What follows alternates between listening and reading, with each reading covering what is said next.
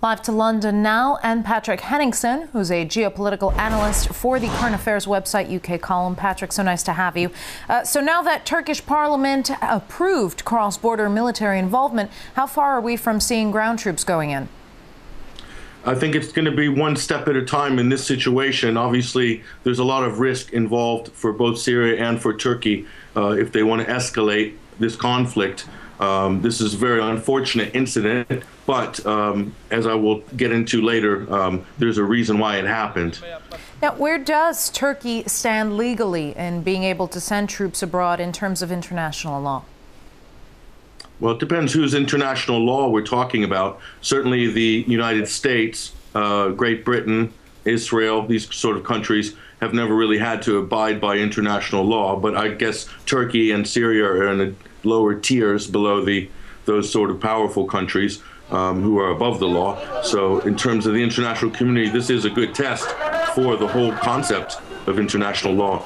It's also a test for the United Nations to see if they're really able to diplomatically achieve any sort of peace accords, which they've patently failed at over and over again for quite a long time. So there's a danger this could escalate and it could spread, particularly because of Turkey's connections with NATO.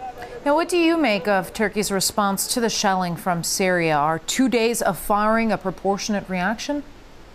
Well, is it kind of I'm afraid to say, this is sort of it looks like a setup. We saw the same thing in Afghanistan in the 80s.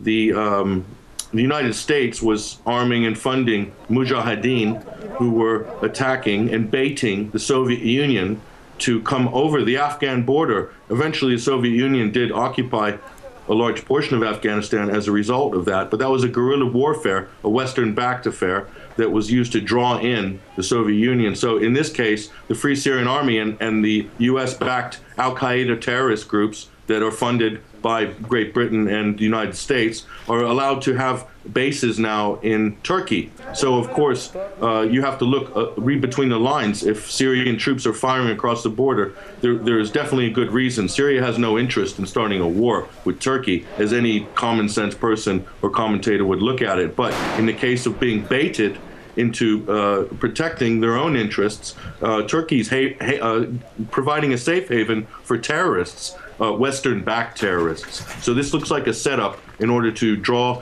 Turkey into a conflict and also to further isolate Syria as a nation state. So do you believe that that's the reason Assad wants to stoke tension with his neighbor when there are plenty of rebel attacks and terror blasts at home to deal with?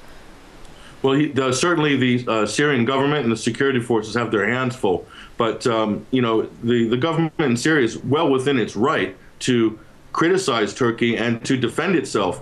After all, when your neighbor is providing bases for terrorist groups, large groups, and Turkey has been doing this as far back as last year, they've been providing safe haven for terrorists from the Free Syrian Army and al-Qaeda. So in that situation, you have to think any country is within its right to object to that, and it could lead to an altercation.